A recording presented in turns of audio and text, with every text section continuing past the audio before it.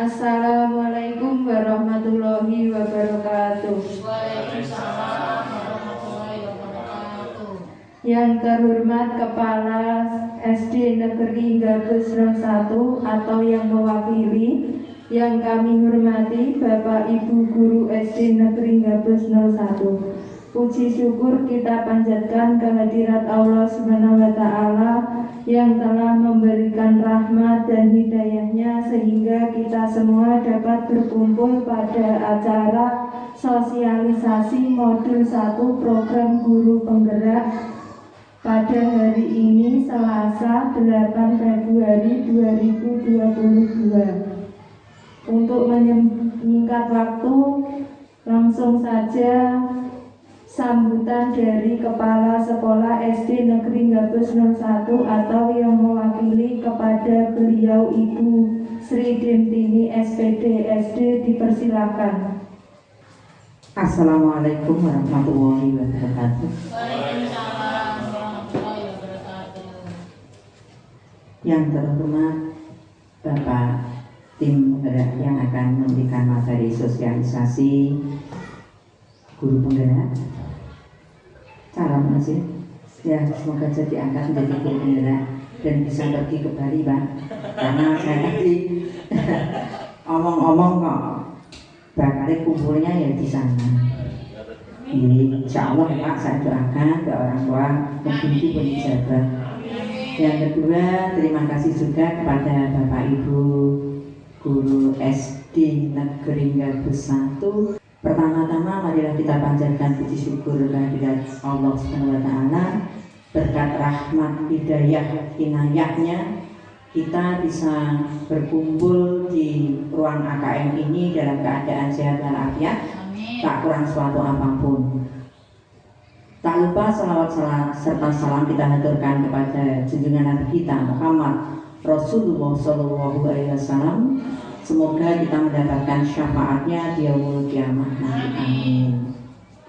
Bapak Ibu yang saya hormati, saya ini dicabak oleh Pak Pauji untuk sedikit menyambut, ya, ini pun sambut dengan teh botol. Tapi yang terpenting adalah tugas penjenengan sebagai guru penggerak di ekosistem SD Negeri Gabus 1. Maksudnya ekosistem itu di lingkup SD Negeri Gabus 1. Dikatakan penggerak otomatis kan menggerakkan, ya. Penggerak itu dari kata dasar menggerakkan.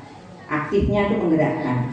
Paling tidak penjenengan harus bisa menjadi penggerak, pendorong bagi guru yang lain, ya. Apalagi nih saya lihat berpotensi semua.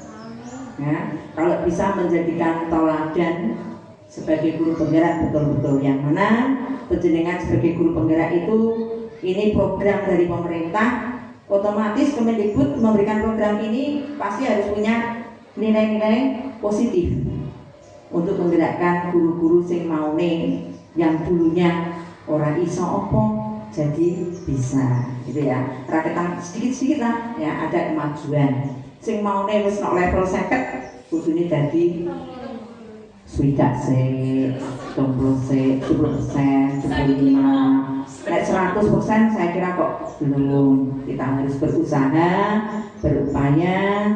Jadilah dedikasi seorang guru penggerak betul-betul yang diharapkan oleh pemerintah. Sekian yang dapat saya sampaikan. Apabila ada tutur kata yang kurang berkenan atau tidak ada kayak namanya masukan, misalnya sebagai apa yang namanya himbauan lah, ya, pengetahuan kanggo jenengan, apa yang saya sampaikan tadi semoga bermanfaat kagem panjenengan sedaya. Sekian yang dapat saya sampaikan. Wassalamualaikum warahmatullahi wabarakatuh.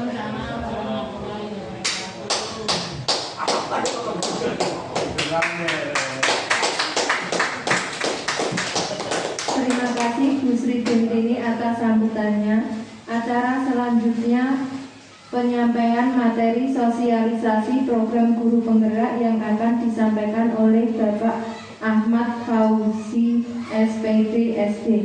Kepada beliau Bapak Fauzi dipersilakan.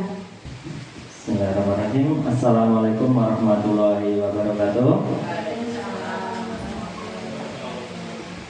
Yang saya hormati Bapak Kepala SD Negeri Gabus 1 yang saat ini diwakili oleh Bu Sri Tintini. Yang saya hormati Bapak Ibu Guru SD Negeri Gabus 01 yang hari ini sudah bersedia datang di sini. Oke, monggo Bu. Alhamdulillahirabbil alamin. Assalatu wassalamu ala anbiya'i wal mursalin wa ala alihi washabbihi ajmain. Amma ba'du. Puji syukur kehadirat Allah Subhanahu wa taala yang telah memberikan rahmat-Nya kepada kita semua sehingga kita dapat berada di sini dalam keadaan sehat walafiat tanpa keadaan apapun. Oke, sebenarnya ini saya di sini itu untuk melaksanakan tugas ini. Hujan. Saya di sini untuk melaksanakan tugas di sini. Saya bukan bermaksud untuk mengajari jenengan, bukan. Untuk menggurui jenengan itu bukan. Karena panjenengan semua pasti di sini pasti sudah punya pengalaman yang sangat banyak sekali daripada saya. Materi yang pertama yaitu filosofis pendidikan nasional menurut Ki Hajar Dewantara. Dasar pendidikan menurut Ki Hajar Dewantara yang pertama adalah menuntun. Di sini menurut Ki Hajar Dewantara, pendidikan dan pengajaran itu merupakan sebuah usaha persiapan dan persediaan untuk segala kepentingan hidup manusia, baik dalam hidup bermasyarakat maupun hidup berbudaya dalam arti yang seluas-luasnya. Jadi di sini pendidikan itu bukan hanya pendidikan yang ada di sekolah menurut Ki Hajar Dewantara. Jadi pendidikan di sekolah itu hanya bagian dari sebuah pendidikan. Dan sebenarnya pendidikan itu yang luas itu masih banyak, baik di dalam masyarakat maupun di dalam keluarga. Nah, pendidikan yang disiapkan di sini adalah mulai dari yang pertama survive atau bertahan hidup. Jadi anak-anak itu di sekolah itu diajari bertahan hidup, mulai dari sebenarnya pelajaran itu disiapkan untuk mereka dapat bertahan hidup. Kalau zaman dulu itu bertahan hidup kan seperti mencari makan, mencari tempat tinggal. Kalau zaman sekarang eranya survive bertahan hidup itu mendapatkan sebuah pekerjaan yang layak untuk masing-masing anak. Yang kedua, pendidikan dalam arti sosial. Di sini di sekolah itu harus mengajari juga setiap guru. Selain mengajari mata pelajaran juga harus mengajari siswa untuk berinteraksi sosial. Dalam arti kecil dulu, siswa harus belajar berinteraksi dengan temannya, kemudian bagaimana siswa harus berinteraksi dengan guru-guru yang ada di sekolahnya, dan tujuannya adalah siswa dapat berinteraksi dengan lingkungan masyarakat yang ada di sekitarnya. Kemudian pendidikan kepribadian, ini seperti yang dikatakan Bu Sri Tintini tadi. Kepribadian siswa ini sebenarnya harus ditumbuh kembangkan sejak dari kecil, mulai dari keluarga, sekolah, baru kemudian di dalam masyarakat. Nah, guru ini juga mempunyai tugas untuk membentuk kepribadian siswa yang baik. Selanjutnya adalah budaya dan agama. Nah, selain tiga pendidikan di atas, yang terpenting adalah budaya dan agama. Karena di dalam masyarakat itu, terutama di masyarakat kita, budaya itu masih sangat kental, dan budaya itu juga merupakan simbol untuk penghargaan manusia kepada manusia yang sebelumnya. Nah, di sini maksud pendidikan menurut Ki Hajar Dewantara itu adalah menuntun segala kekuatan kodrat yang ada pada anak-anak agar mereka dapat mencapai keselamatan dan kebahagiaan yang setinggi-tingginya sebagai manusia maupun anggota masyarakat. Nah, ini kemarin yang agak membuat saya memperhatikan sebenarnya guru itu menuntun, ya. Guru itu hanya menuntun siswa. Siswa itu sudah punya potensi masing-masing sebenarnya. Jadi kita itu nggak bisa memaksakan siswa itu harus seperti apa, itu nggak bisa. Guru itu hanya menuntun saja, karena siswa itu berbeda-beda potensinya. Ada siswa yang dia suka dalam bidang kesenian, ada siswa yang berpotensi dalam bidang olahraga, ada siswa yang berpotensi dalam bidang matematika, dan biasanya siswa itu potensinya itu hal-hal tertentu saja. Jadi kalau dipaksakan semua anak itu harus pandai dalam matematika, itu nggak bisa. Diibaratkan kemarin guru itu seperti seorang petani. Nah, petani itu dia itu menanam sebuah benih yang berbeda-beda. Ada benih padi, benih jagung, benih pisang. Nah, jadi seorang petani dalam menanam itu tidak bisa mengharapkan dia menanam benih jagung tapi mengharapkan tumbuh padi, itu nggak bisa.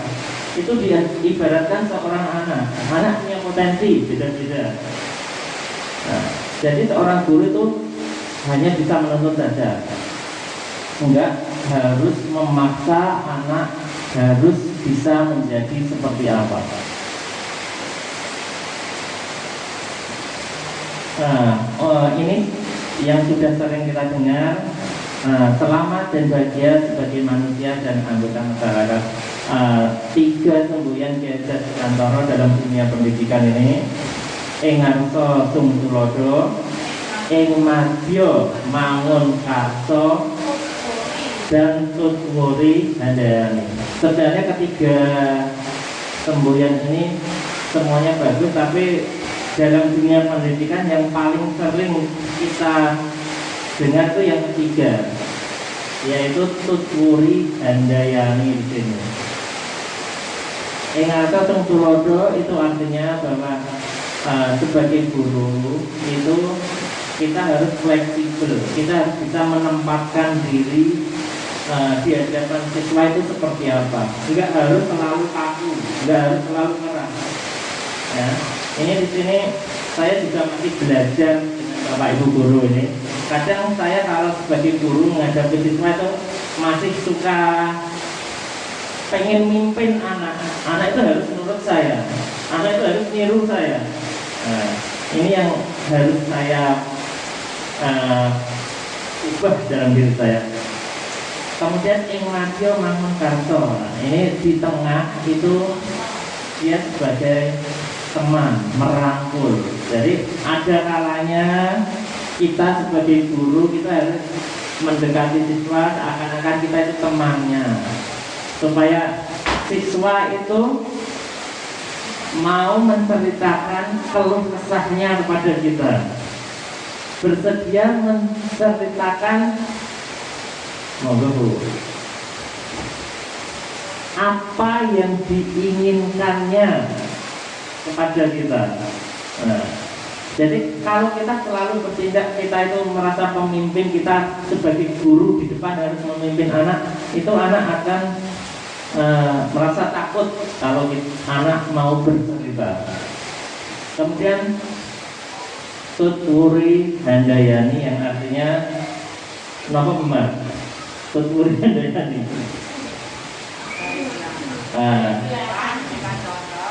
Dari belakang sebagai pendorong. Nah, Artinya di sini guru itu selalu memotivasi siswa. Nah, jadi dalam bentuk selain kita itu memberikan contoh-contoh, kita itu juga mendengarkan keluh kesah anak, kita harus memberikan motivasi, bukan malah ngendoni. Kadang ini yang sering saya lakukan. Kowe nak rasina aku gak bakal itu dadi apa-apa. Itu salah sebenarnya. Itu menakut-nakuti. Itu hal negatif yang ditangkap anak itu hal negatifnya, bukan positifnya.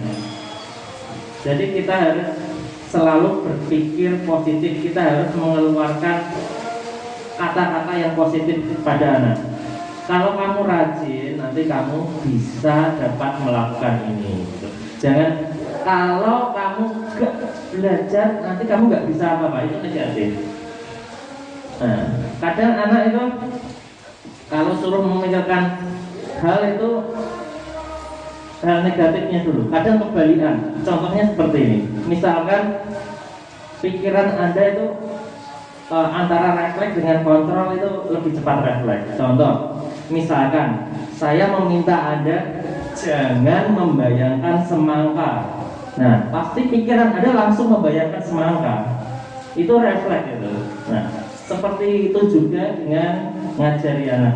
Jangan memberikan kata-kata yang negatif, selalu yang positif saja.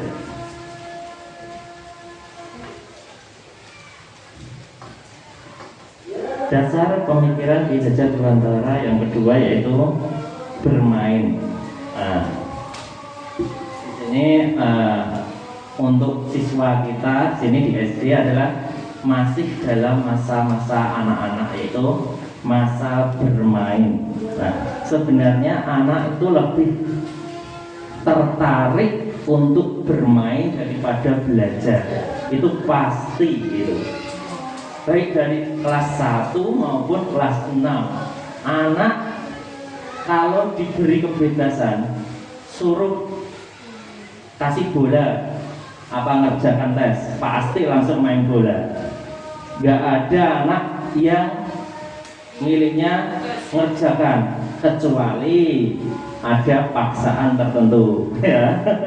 Nah, jadi di sini menurut Ki Hajar Dewantara, dalam sekolah itu sebaiknya itu digunakan untuk bermain. Tujuan awal sekolah itu yang pertama dulu adalah anak merasa senang ke sekolah. Nah, caranya gimana? Kita main di sekolahan. Nah, jangan sekolah itu nanti mikirkan tugas PR. Itu menurut Ki Hajar Dewantara yang kemarin saya dapat materinya. Nah, apakah sekolah itu harus main terus? Lah, materinya kapan? Nah, itu yang harus dipikirkan oleh Bapak Ibu guru. Itu tantangannya. Justru itu. Jadi kita buat sebuah permainan sambil belajar atau belajar sambil bermain. Nah, ini seperti yang kemarin yang saya lakukan, dan ini selalu ditanya sama PP saya, pendamping saya, dan Bu Tami kemarin juga dengar Bu ya. Nah, kalau saya jawab itu pasti ditanya, buktinya mana Mas kamu melakukan itu? Nah, karena memang yang ditekankan itu sekolah itu sambil bermain. Nah, beberapa hari ini, baru beberapa hari ini sebenarnya saya melakukan belajar sambil bermain. Ya, saya berpikir dulu nggak harus permainan yang baru sebenarnya. Seperti ini kemarin saya buat anak-anak itu belajar berhitung. Itu tak buat kartu mainan. Sebenarnya saya pengennya kelompok, tapi karena konsultasi dengan Bapak Kepala Sekolah itu kemarin belum diperbolehkan. Nanti kalau kelompok ada buktinya, kan harus ada buktinya kemarin, foto atau video. Itu tidak sesuai protokol kesehatan SD kita yang kena Mas gitu. Jadi tak buat perorangan. Jadi kartu itu anak-anak antara kartu soal dan kartu jawaban itu beda. Jadi soalnya itu seperti menghitung biasa, akar 8 ditambah akar 25 kurangi 3. Nanti Jawabannya ada di kartu, satu lembar saja. Jawabannya tak buat bervariasi, ada yang mudah, ada yang susah. Contohnya yang mudah ya langsung menyebutkan angkanya 3. Ada yang jawabannya akar 9, seperti itu. Nah, jawabannya itu tak buat pas. Nah, yang menjadi menarik di sini adalah ternyata setelah tak laksanakan ada anak yang pengen cepat-cepat mengerjakan dan salah. Kemudian dia mengambil kartu yang salah. Padahal jawaban itu hanya ada satu angka itu. Nah, kemudian beberapa temannya yang jawab betul, yang harusnya jawabannya itu bingung nyarinya itu. Enggak, orang uman ya istilahnya gitu. Nah, itu jadi rame kelasnya. Ya sebenarnya rame ya, enggak bagus juga ya di kelas itu. Tapi enggak apa-apa. Tapi yang penting tuh siswa aktif, menyenangkan, dan tujuan materi yang kita ajarkan itu sampai ke anak. Walaupun anak pasti ada beberapa yang kurang bisa dalam materi tersebut. Jadi yang lebih ditekankan lagi adalah sekolah itu sambil bermain. Intinya dibuat anak senang sekolah dhisik, seneng mangkat sekolah. Nah itu. Padahal murid saya tadi itu 2 anak itu sudah sampai sekolah malah pulang semua. Yang satu anak ABK itu takut hujan, jadi nek mendung, itu langsung rewel jaluk mulai. Ngertos utami Bu? Nah, pernah mengalami seperti itu. Nah, ini sudah beberapa kali kalau mendung rewel minta pulang. Satu lagi tadi itu salah jadwal. Dia harusnya masuk pagi, tapi dia masuk siang, malah nangis, minta pulang. Mbak Ulfi tadi tahu ya Mbak? Nah itu tadi akhirnya pulang tuh Mbak. Siapa Mbak?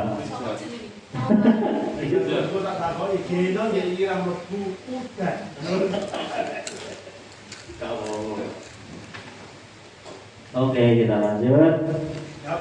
Pendidikan yang berpihak pada anak. Nah, ini kadang itu kita punya peraturan-peraturan di sekolahan. Itu anak harus berangkat pagi, anak harus mendengarkan guru saat pelajaran. Nah, sekarang pola pikirnya kita balik ini. Apa yang diinginkan anak saat di kelas? Nah, coba seperti itu. Itu kemarin tak coba di kelas saya Bu.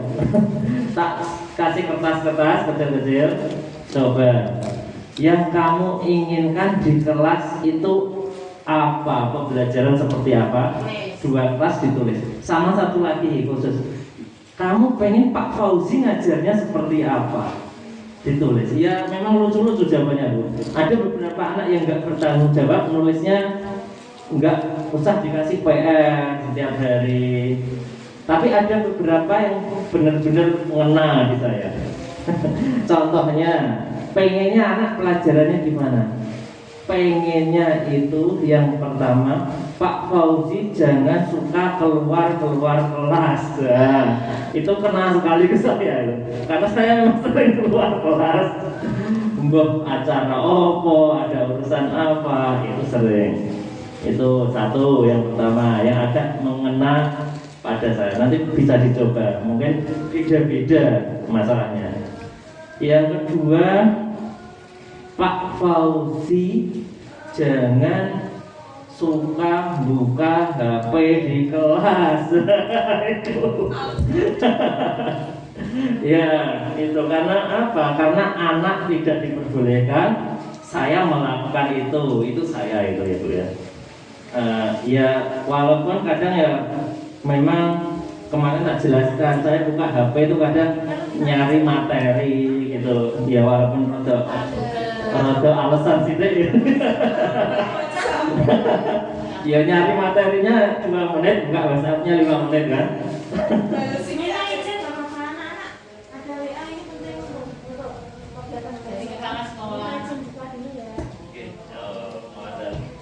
Sip.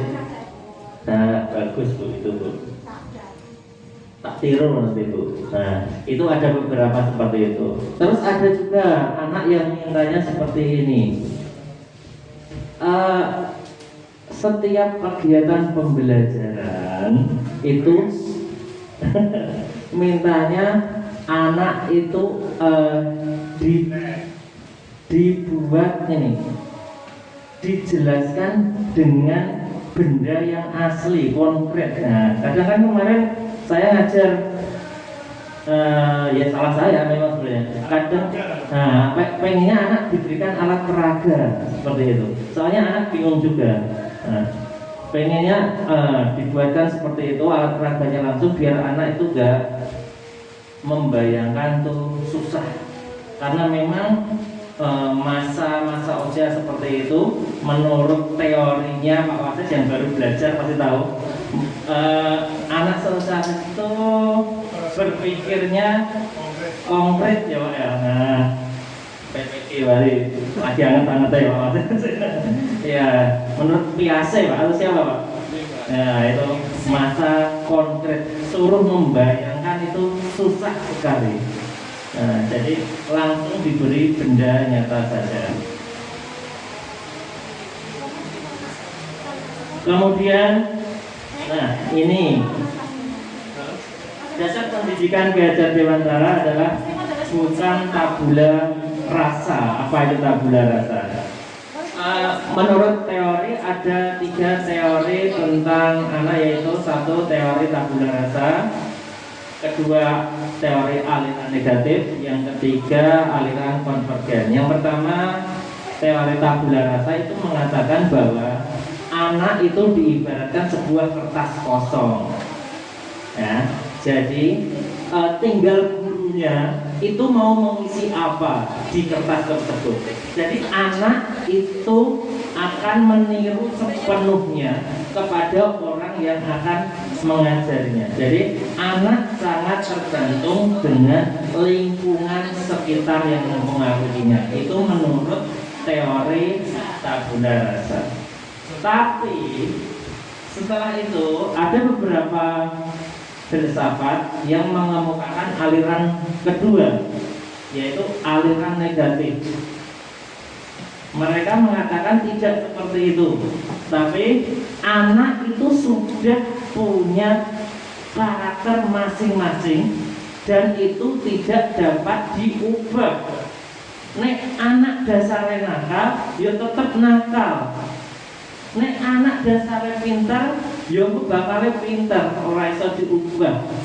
Seperti itu menurut aliran negatif atau aliran yang kedua.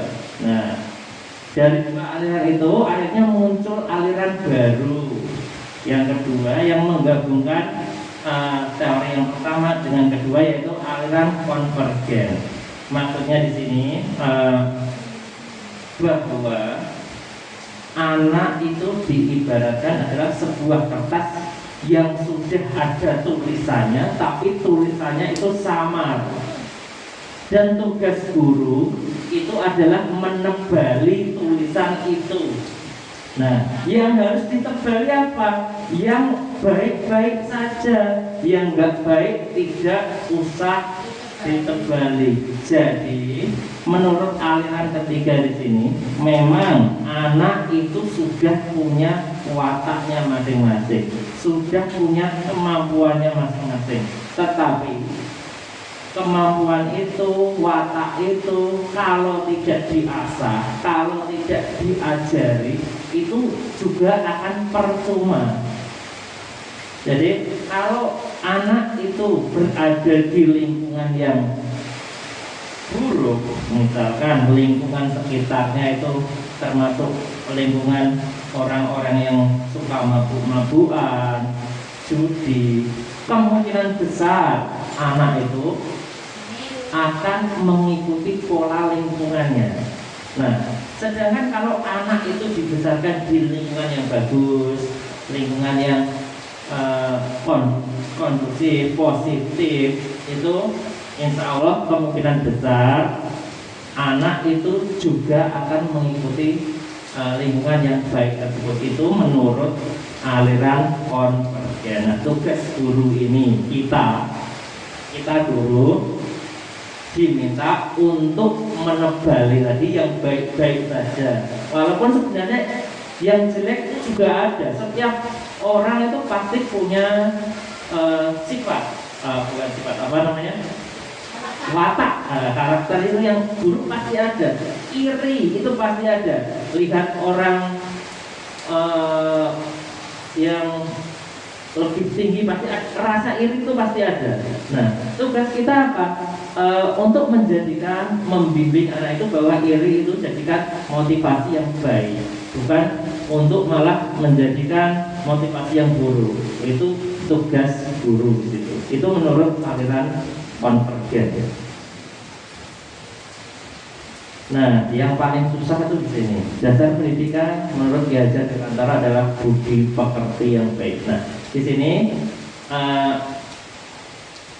menurut Ki Hajar Dewantara itu budi pekerti itu enggak ujuk-ujuk mak bejunjuk langsung tercipta. Nah, budi pekerti itu tercipta dari cipta, rasa, karsa, pekerti atau tenaga, kemudian menimbulkan sebuah keseimbangan di dalam hidup itu. Jadi budi pekerti itu terbentuk dari sebuah proses yang sangat panjang, mulai dari lingkungan keluarga, lingkungan sekitar, kemudian lingkungan sekolah, dan orang-orang yang memberikan pengaruh pada diri anak tersebut.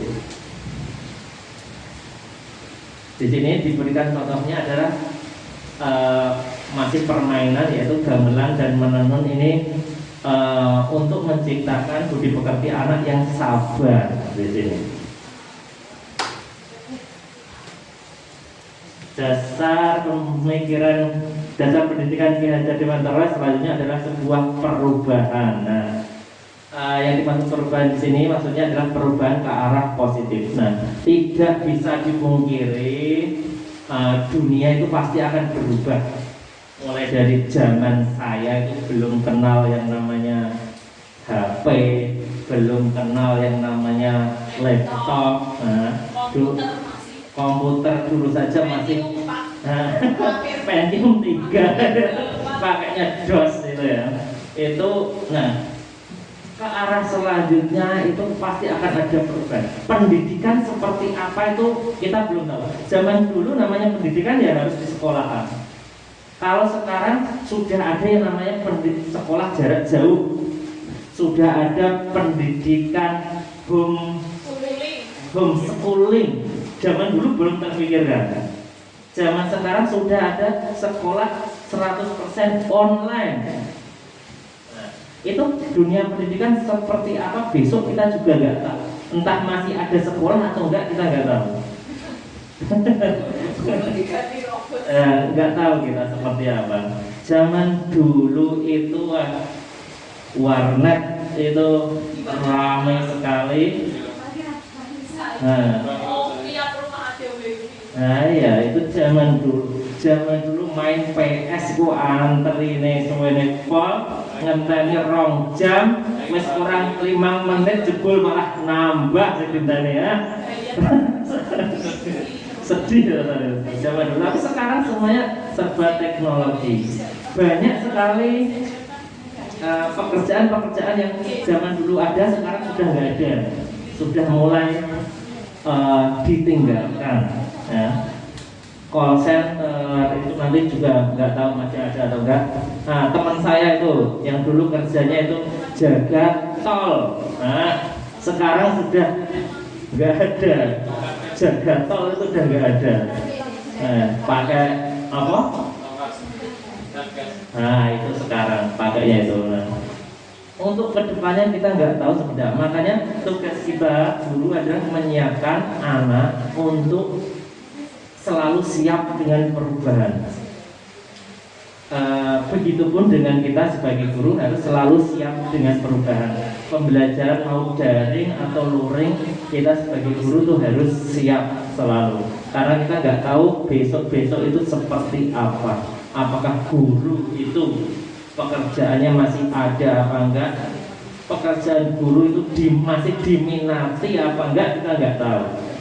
Soalnya besok kita nggak tahu. Apakah masih ada SD atau enggak kita nggak tahu, ya kan? Apa akan digabungkan gitu. Jadi kita harus selalu siap dengan yang namanya perubahan dan kita harus selalu menjaga perubahan itu ke arah yang positif. Makanya dalam mengajari anak ya seperti dikatakan Bu Sri Dimtini tadi, anak kecil saja sudah bisa memainkan laptop. Nah kalau kita ditanya mengajari nek ora iso, tak yo izin. Nah, makanya kita harus selalu mengikuti perkembangan zaman.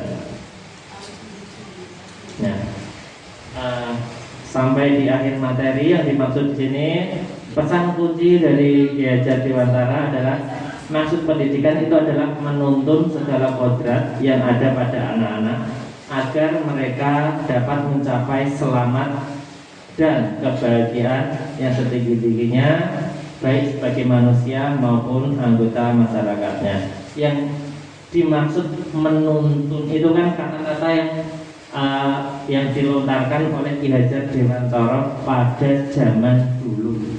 Nah, kalau kita relevansikan dengan yang sekarang, era yang sekarang, kata-kata menuntun itu ternyata dapat diartikan menjadi hal-hal yang lain yang lebih relevan, seperti mendidik. Kalau istilah kerennya sekarang itu menuntun itu adalah melakukan pembelajaran dengan cara kolaboratif, dengan cara kolaborasi, yaitu bekerja sama. Enggak cuma antar siswa, tapi guru pun harus saling bekerja sama. Kemudian kritis, reflektif. Reflektif di sini artinya adalah guru tuh harus selalu belajar. Saya melakukan ini hasilnya kurang maksimal, jadi saya harus melakukan sebuah perubahan dalam kegiatan saya. Nah, seperti tadi saya melakukan pembelajaran seperti ini, hasilnya anak rame sendiri dan mengganggu kelas yang lain, terutama mengganggu kelasnya yang dekat dengan saya, pasti Bu Tutik sama Bu Sulase. Nah, itu harus saya evaluasi ya, saya refleksikan. Kemudian komunikasi. Nah, ini komunikasi yang diharapkan di sini adalah komunikasi antara guru dengan siswa, siswa dengan siswa, guru dengan guru. Di sini maksudnya. Nah, iya, dengan semuanya Pak. Jadi antara kita dengan siswa komunikasinya harus diubah, tidak hanya satu arah, harus dengan dua arah. Berarti yang diharapkan siswa itu seperti apa? Bu pengino itu piye le? Ini guru penggerak. Ini adalah goal atau tujuan dari guru penggerak yang sebenarnya. Di sini seorang guru penggerak nanti harus mempunyai nilai-nilai yang dan peran ini. Dan setelah saya baca, saya lihat materinya, ternyata saya masih jauh dari yang diharapkan di sini. Yang pertama, guru penggerak itu harus mandiri. Mandiri di sini maksudnya itu seorang guru penggerak itu harus bertanggung jawab pada dirinya sendiri di sini. Jadi enggak harus menunggu perintah harus melakukan itu. Enggak harus katakanlah saya harus masuk sesuai jam, itu enggak menunggu perintah, enggak harus orang yang nyeneni lagi masuk sesuai jamnya. Jadi harus secara mandiri dapat mengontrol diri sendiri. Kemudian yang kedua, berpihak pada murid tadi, kita harus memperhatikan apa keinginan murid, kita harus memperhatikan gaya belajar siswa. Ada anak yang suka belajarnya itu sambil praktekkan, ada anak yang gaya belajarnya itu suka kalau semuanya itu sepi, ada anak yang seperti itu, ada anak yang belajar itu lambat sekali, dijelaskan 2 kali baru paham. Kita harus mengetahui siswa kita masing-masing. Inovatif di sini artinya guru harus selalu berinovasi. Cara mengajarnya seperti apa? Kalau seperti biasanya anak kok kurang suka, kita ganti sekali-kali cara ngajarnya. Kita ada di luar kelas, ayo sambil main. Sekali-kali ayo main musola sambil ada siraman rohani, ya seperti itu. Sekali-kali pakai Google formulir gitu ya. Kita buat yang sevariasi mungkin biar anak nggak bosan. Kolaboratif di sini kerjasama. Nah, ini siswa nggak cuma guru, siswa itu sekali-kali belajarnya dibuat kerjasama. Tapi karena ini masa pandemi, sebenarnya belum boleh kerjasama. Namanya kerjasama itu kan harus berhubungan secara langsung, berdekatan. Nah, biasanya kalau dulu itu dibuat kelompok gitu, Pak ya. Reflektif tadi kita guru itu merefleksi kegiatan pembelajarannya seperti apa. Kalau memang dirasa kurang harus diperbarui. Itu tadi tentang guru. Sekarang gurunya tentang siswa yang diharapkan dari program guru menggerak itu adalah siswa yang mempunyai profil pelajar Pancasila. Nah, ini kalau di murid saya juga masih jauh, pakai sekali. Ya, ini tujuan yang diharapkan dari kurikulum ini, kurikulum prototipe. Yang pertama yang diharapkan adalah siswa itu mandiri. Nah, di sini tadi hampir sama seperti guru, memahami diri dan situasi regulasi diri. Artinya nggak harus disuruh, kalau memang itu sudah tugasnya sudah dilaksanakan. Seperti misalkan melakukan protokol kesehatan, nggak harus disuruh memakai masker, itu sudah memakai sendiri. Kalau dulu saya salah nyuruh, tak suruh membawa masker ya dibawa semua, tapi nggak dipakai. Nah, harusnya kan memakai masker, kemudian beriman dan bertakwa kepada Tuhan dan berakhlak mulia. Ini sudah jelas ini. Nah, ini berkebinekaan global. Ini yang baru ditemukan. Ini baru mengenal dan menghargai budaya. Nah, di sini untuk budaya di sini lebih ditekankan kepada budaya daerah dan budaya secara nasional. Jadi kenapa untuk prototipe ini nanti ada pembelajaran budaya daerah itu sebenarnya sudah ya, lebih dikencangkan nanti. Ya, pelajaran itu masuk sendiri, Bu. Ada pelajaran sendiri nanti. Itu teorinya seperti itu, Bu, yang saya baca. Nanti untuk pelaksanaan ke depannya belum tahu juga. Mungkin Bu Sri yang sudah mempelajari ini, Bu. Saya malah belum. Kemudian berkeadilan sosial. Nah, kemudian bergotong royong. Nah, ini yang diharapkan. Soalnya nanti setelah siswa lulus, diharapkan siswa itu nanti mampu berkolaborasi dengan orang lain. Jadi siswa itu nanti setelah lulus bukan menjadi siswa yang individualis. Nah, kebanyakan seperti itu. Anak kuliah itu ada beberapa siswa dua golongan yang individualis dan golongan sosialis. Ono sing senenge dolan-dolan karo kancane, ono sing senenge menyendiri ning kos. Kuliah ku yo ngerti ning kampus, warung karo kos. Ada seperti itu. Teman saya ada. Tapi bukan saya. Kemudian kreatif, nah ini yang diharapkan pasti sudah tahu semua. Kemudian bernalar kritis, ini yang baru.